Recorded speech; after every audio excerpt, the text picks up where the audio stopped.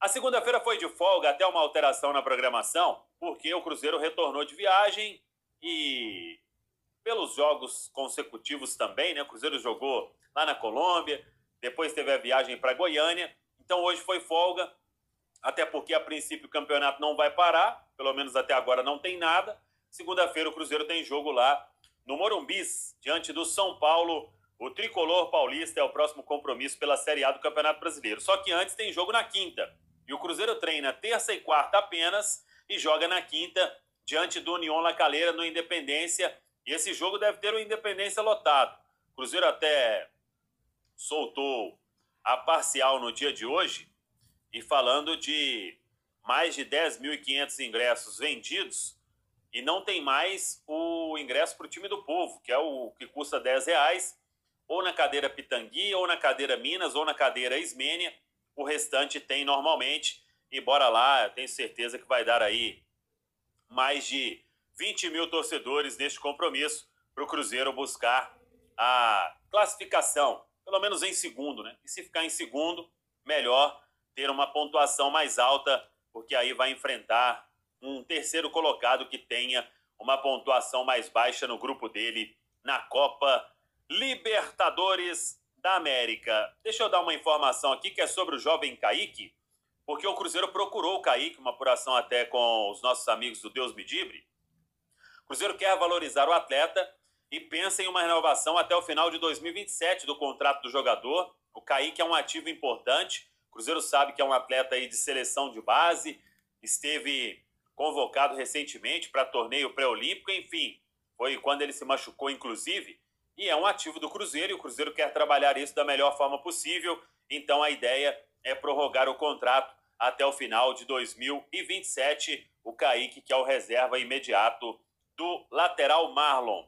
Sobre Robertinho, é informação também que a gente conseguiu confirmar, o Deus Me Dibre trouxe em primeira mão, Robertinho, preparador de goleiros, e eu tinha até tuitado esses dias aí, eu falei, ó, pelo Robertinho, por ele, já estaria na toca. E isso vai realmente acontecer. O Robertinho, ele se despede do Santa Clara no jogo de domingo, no final de semana. O Santa Clara deve conquistar o título da segunda divisão de Portugal, mas ele já tem um acerto aqui com o Cruzeiro.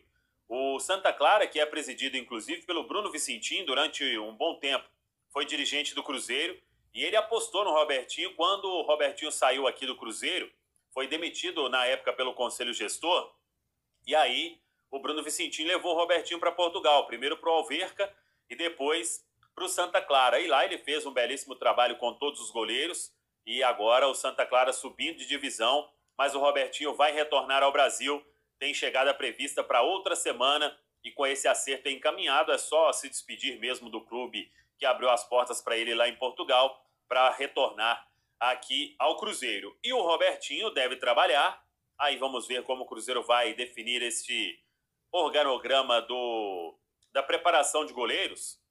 O Cruzeiro hoje tem um preparador, tem um auxiliar, enfim, vamos aguardar isso, mas o Robertinho tem tudo para trabalhar aqui com o goleiro Cássio, que tem essa negociação realmente bem encaminhada com o Cruzeiro. A questão de tempo de contrato, de salário, isso tudo está apalavrado, não tem contrato assinado, porque o Cássio precisa definir a saída dele do Corinthians.